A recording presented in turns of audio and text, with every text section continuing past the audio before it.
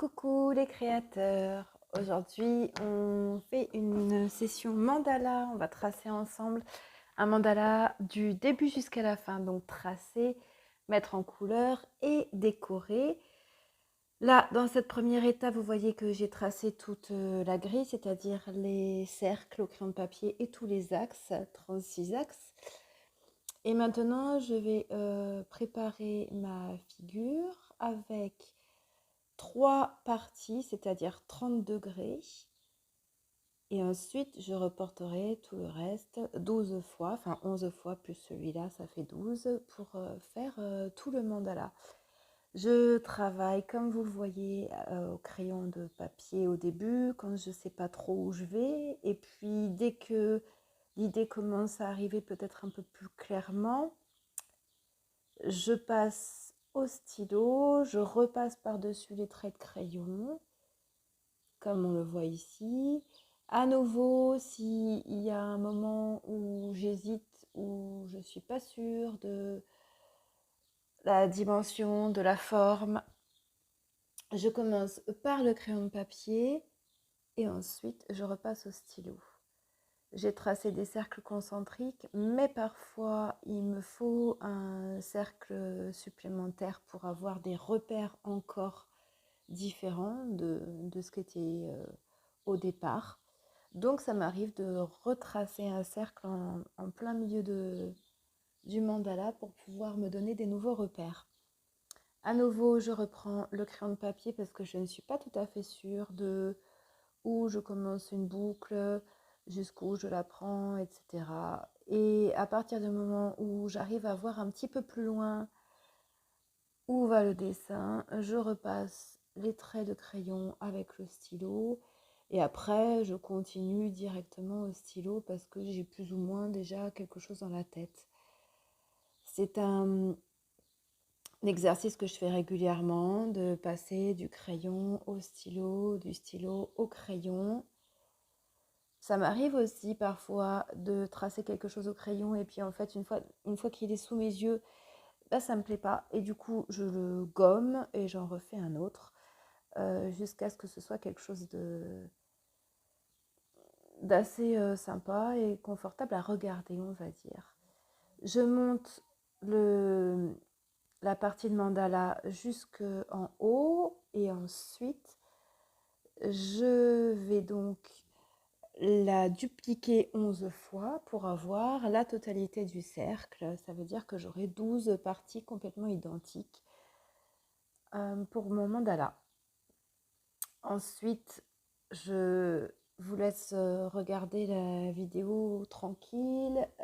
Sachez que uniquement cette partie de dessin au stylo noir, donc tout le mandala, tout le fond, m'a pris 1 heure à réaliser. On verra après pour la partie coloriage, parce que des fois vous vous demandez un petit peu combien de temps il faut.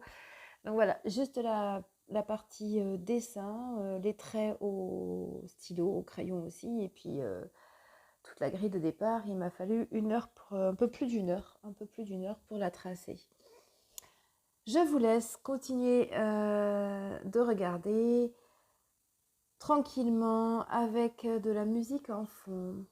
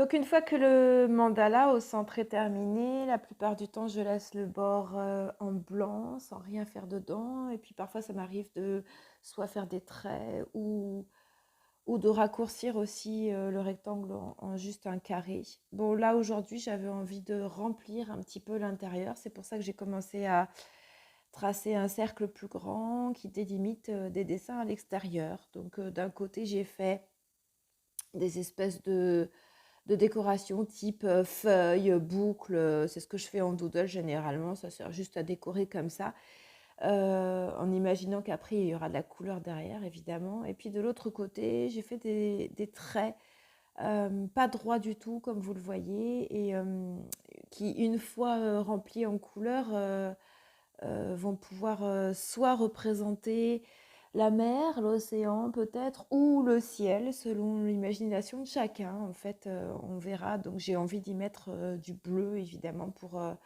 représenter soit l'un, soit l'autre, au choix.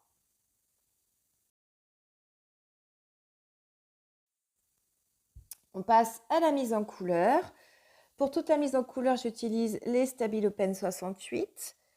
Et vous l'avez déjà vu, j'utilise plusieurs feutres pour dessiner une même zone parce que je fais des dégradés, donc un espèce de fondu. Là, par exemple, pour le centre, j'utilise 3 rouges différents en repassant sur la fin de la zone précédente. Comme ça, on a ce fondu, on a ce dégradé au niveau du rouge.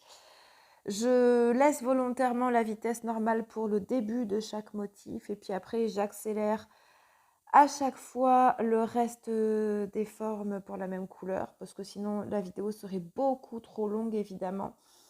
Pour la mise en couleur uniquement du mandala, j'ai passé 1h25, sans compter le bord décoratif après. Donc juste la mise en couleur du mandala, 1h25.